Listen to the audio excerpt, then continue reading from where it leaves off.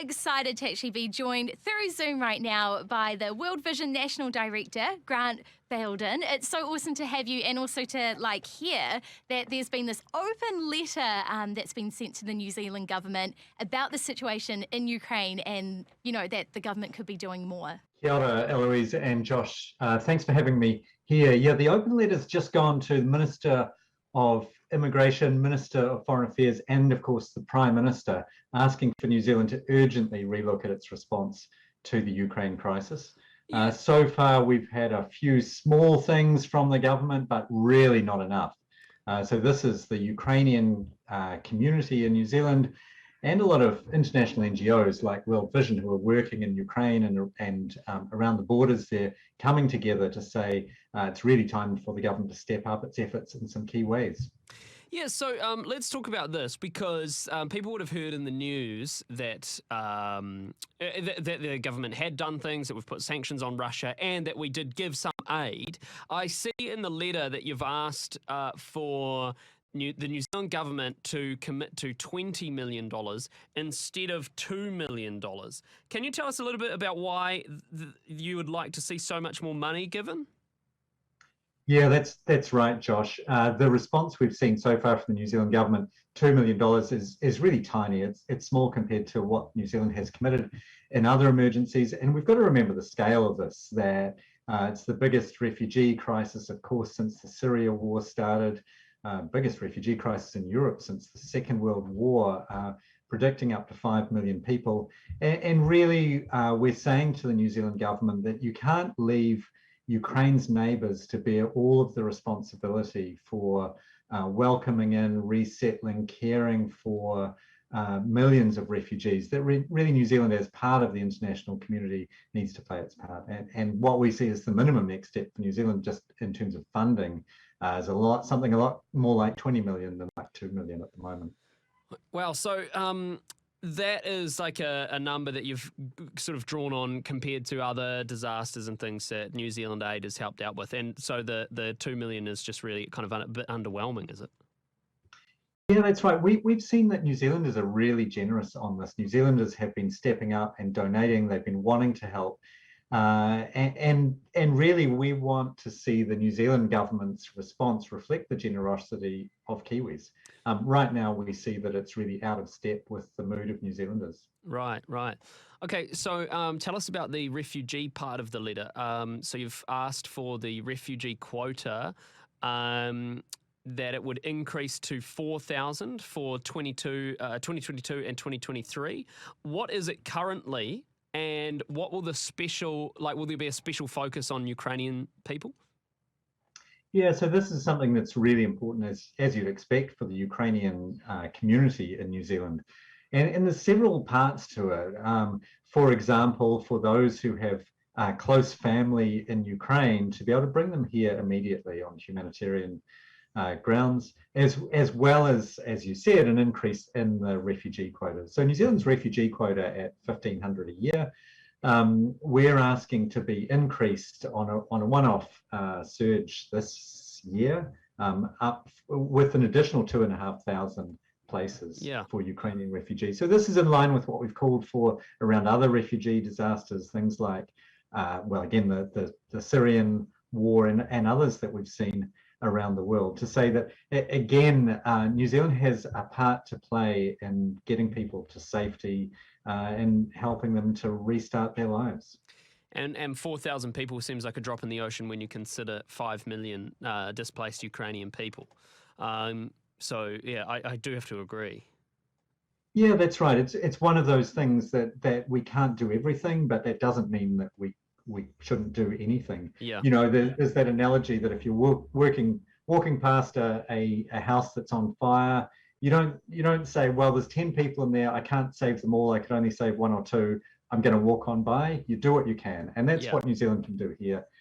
We can do what we can to help, and we know that there's some creative ways that New Zealanders could help to resettle people here. That there's a lot of Kiwis wanting to open their homes. The Ukrainian community here are saying that they really want to step up and do that. So we know that the community would really come in behind this. Yeah, and I like the idea of the point number one in the letter also says that you would like to permit immediate entry to family members of New Zealand Ukrainian citizens on humanitarian grounds, which is what they've already done in the UK, right? Yeah, that's right. We're seeing some really creative responses going on in other countries. UK have just announced that they'll allow refugees to come in from Ukraine and to be resettled into people's homes within the UK, where people can provide space for them. That's the kind of creative solution that we really need to see here. That the model we've got isn't which is full wraparound for refugees coming in, isn't really the only model that we could have. There are other ways to really tap into the generosity of New Zealanders who want to help. Yeah, totally. So, and it's not just you, is it, Grant? By the way, we're just chatting to Grant Bayldon from World Vision, if you have just tuned in. It's not just World Vision. Tell us a little bit more about Mahi for Ukraine. Yeah, so Mahi for Ukraine is an umbrella group that has come together of various Ukrainian community groups around New Zealand. As you imagine, it's really tough for them at the moment. They're all in very close contact with their own families still in Ukraine, with people who've fled the country, and they're really wanting to do whatever that they can to help. And they've connected with World Vision and with other international NGOs who are working there to say, let's come together on these calls, because our voice is strongest together. We need to let the New Zealand government know that it needs to be talking to the Ukrainian community here, and really listening to what's most important to them. Yeah, totally. Grant, I have a question. With open letters that you have sent to the government in the past, what's the sort of feedback that you've had, and like how long does the feedback take to get back to you? Yeah, great question, Eloise. Really, that depends on the situation. It can be a very, very strong and positive response sometimes, and other times not so much so. Really, though, I think right now we're seeing a lot of pressure build on the New Zealand government, really from all sides, saying actually it's been a couple of weeks. The government really hasn't done anything of note yet in response to this in terms of announcements or new initiatives. It's really time for the government to come out and doing something stronger. So I'm quietly confident that we'll get a good response from the government on this. The test will be whether they're prepared to do something that really makes a difference for people there. We don't want to see just a token effort. We want to see something that really will change the lives of people who need it so much. Yeah, so what could, people listening perhaps concerned about this, what could they do to help more? Yeah, well, with this crisis right now, I just say to people that they don't need to despair. They don't need to feel like there is nothing they can do, because World Vision and other agencies are there right now in Ukraine, around Ukraine,